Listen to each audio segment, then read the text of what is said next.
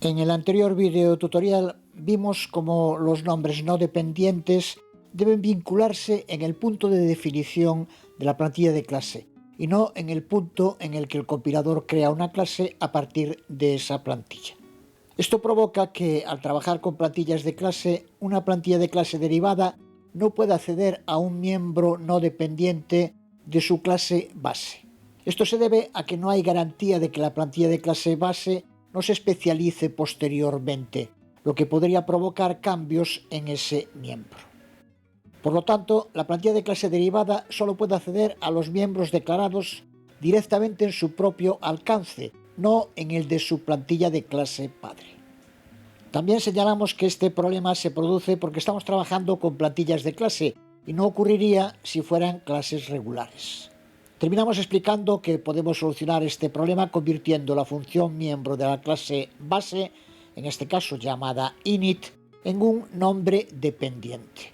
Esto hará que se vincule en el momento de la instanciación de la plantilla y por lo tanto estará accesible para la plantilla de clase derivada.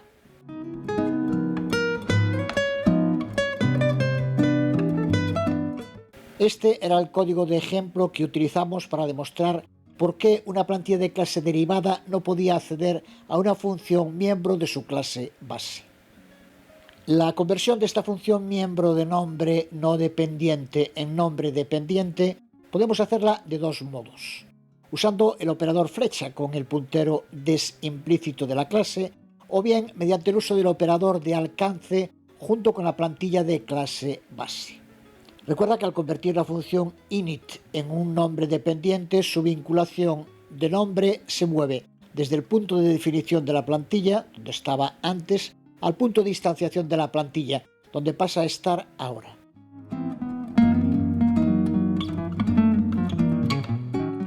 Lo vemos en este ejemplo en el que llevamos a cabo la conversión con uno de los modos, llamando a la función init a través del puntero implícito des.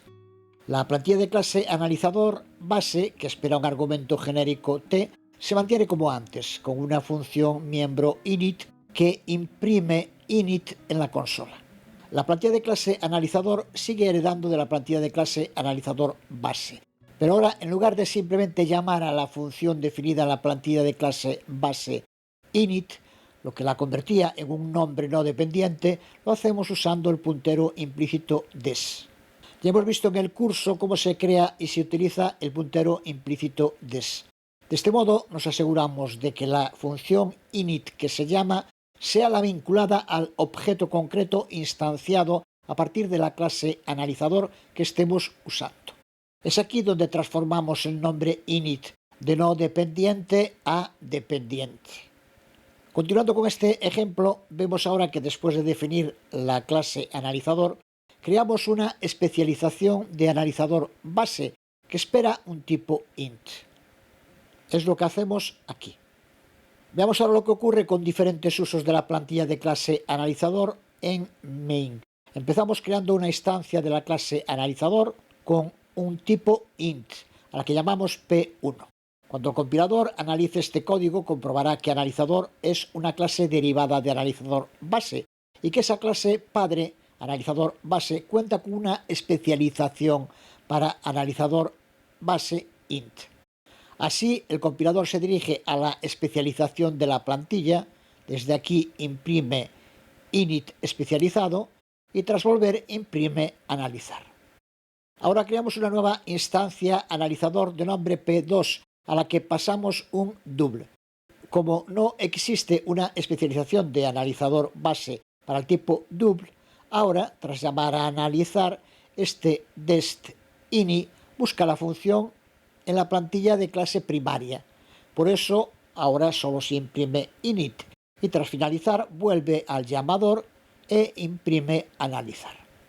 Vemos como los nombres dependientes en plantillas de clase sí pueden acceder a sus plantillas de clase padre y a las distintas especializaciones que puedan tener. Complicado e interesante. Pero aún hay más, porque hasta ahora los nombres que usamos eran de funciones o de funciones miembro. pero en ocasiones el nombre dependiente puede ser un tipo, no una función, que es lo que vamos a ver ahora.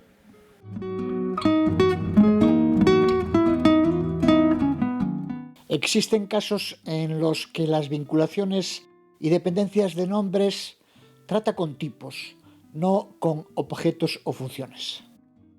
Lo vemos en este ejemplo. En este snippet, analizador base es una plantilla de clase.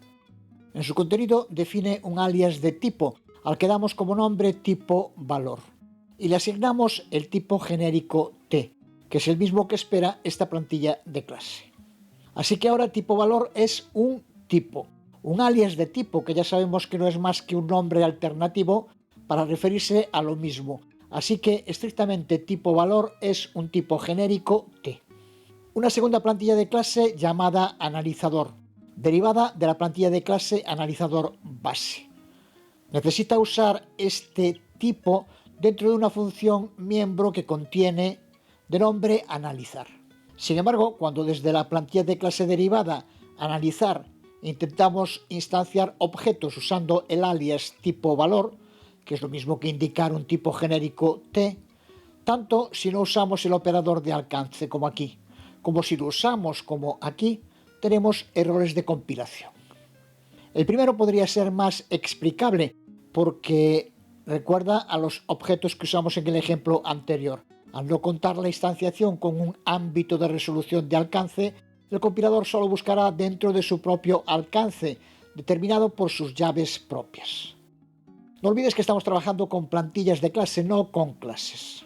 Incluso, en este caso concreto, tipo valor estrictamente no es un miembro no dependiente, porque realmente es un tipo genérico T, que depende, por tanto, de la plantilla de clase base. Pero cuando el compilador se encuentra aquí con este intento de instanciar un objeto, implícitamente lo considerará como no dependiente e intentará vincularlo en la definición de la plantilla, no en su instanciación, lo que provoca un error, porque el compilador solo verá un intento de instanciar un objeto que no se encuentra dentro de su alcance.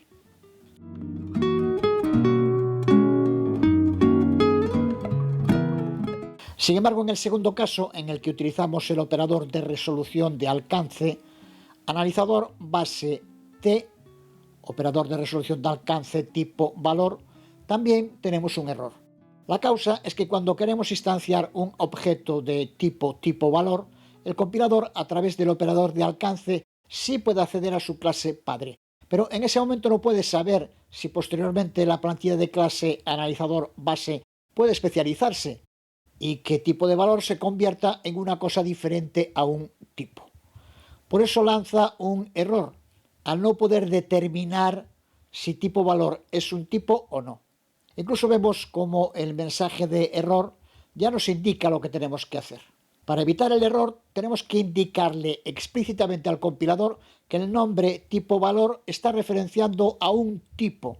Si no se lo indicamos así implícitamente, de modo predeterminado, el compilador asumirá que no es un tipo y por eso lanza el error indicando que si realmente tipo valor es un tipo, que se lo indiquemos explícitamente usando la palabra clave type name.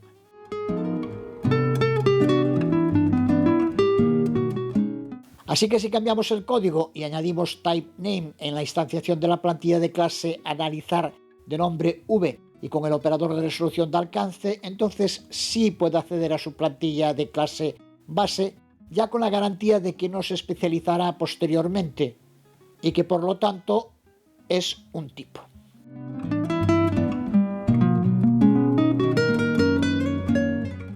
Antes de C++20, la capacidad del compilador para deducir implícitamente si lo que está compilando es o no un tipo era mucho más limitada, lo que obligaba a usar muchas veces la palabra clave type name.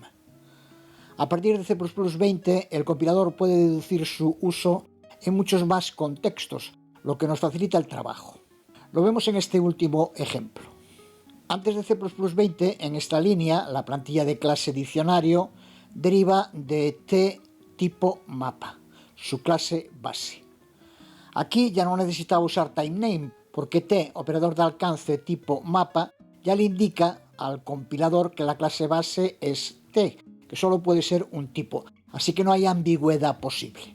En esta otra línea, int clave inicio inicializado con t, operador de alcance identidad, está inicializando una variable de tipo int llamada clave inicio con el valor de t, operador de alcance identidad. Las dos son de tipo int. En este caso tampoco necesitamos usar typename, ya antes de C++20, porque el compilador puede determinar que t, operador de alcance identidad, es un valor entero y no hay ambigüedad tampoco en este contexto. Sin embargo, en esta otra línea, en la que estamos definiendo una variable llamada clave siguiente, su tipo ya no está tan claro. Este operador de alcance tipo clave. Antes de C++20, sin la palabra clave typename, el compilador lo consideraba una entrada ambigua y era necesario añadir explícitamente la palabra clave typename. Pero a partir de C++20 el compilador puede deducir el uso de typename en muchos más contextos, incluida la declaración de datos miembros como en esta línea. Así que aquí ya no es necesario tampoco. Es importante entender por qué se debe usar en ocasiones typename, cuando el compilador detecta alguna posible ambigüedad. Las mejoras constantes hacen posible que estos casos de ambigüedades puedan ser resueltos implícitamente por el compilador cada vez en más ocasiones. E incluso si sigue detectando alguna ambigüedad, el mensaje de error es muy claro, como vimos antes. Así que resolverlo no debe ser ningún problema.